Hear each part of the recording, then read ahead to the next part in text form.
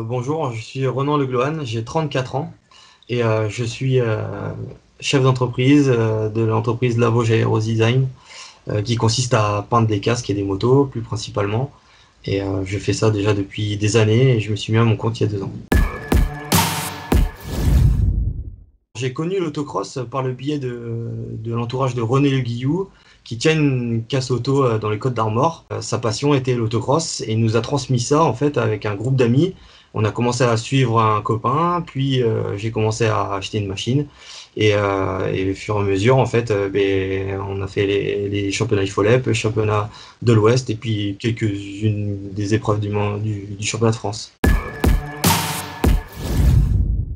Depuis tout petit déjà, j'ai la passion avec mon père et mon frère qui gravitent autour du sport mécanique. Donc depuis tout petit, on bricole à la maison, voilà, on fait pas mal de choses.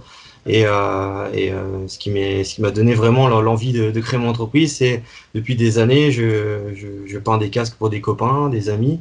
Et au fur et à mesure du temps, en fait, j'ai commencé à me faire une petite réputation dans le sport auto, localement, après nationalement, et puis j'ai eu de plus en plus de clients, et ce qui m'a permis en fait d'avoir un portefeuille de clients assez important pour pouvoir vendre mon entreprise.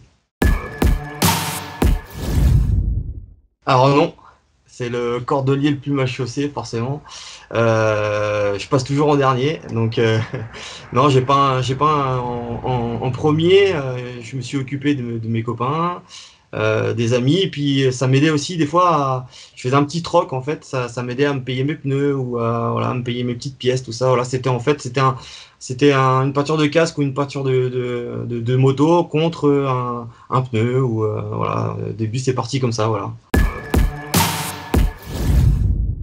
Au début, moi j'ai un cursus de carrossier peintre, donc j'ai été formé dans plusieurs CFA, dont le CFA de Dinan, qui m'a permis de faire, durant mon brevet de maîtrise en peinture, un stage de 2 semaines en aérographe.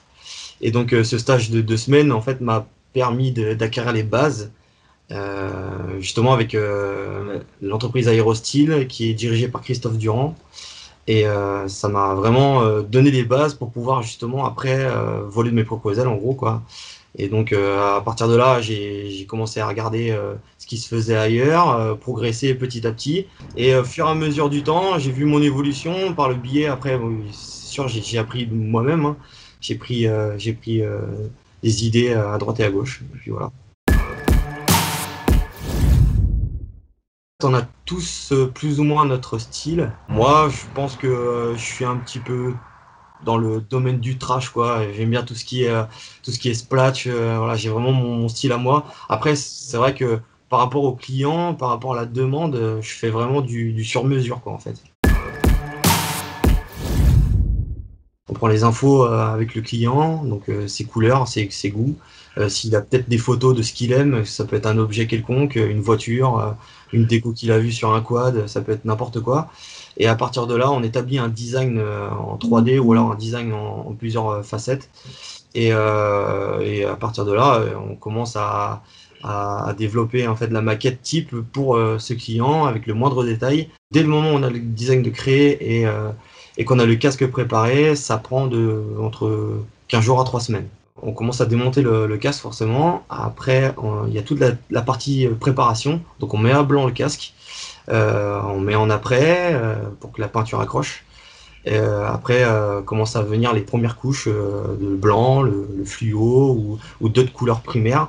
Après, on superpose les couleurs. Vers la fin, on applique un vernis de finition qui est reponcé et on applique un dernier vernis qui fera la couche de protectrice du casque. Donc ça peut être soit mat, soit vernis. Moi, j'aime bien donner un petit détail qui me caractérise.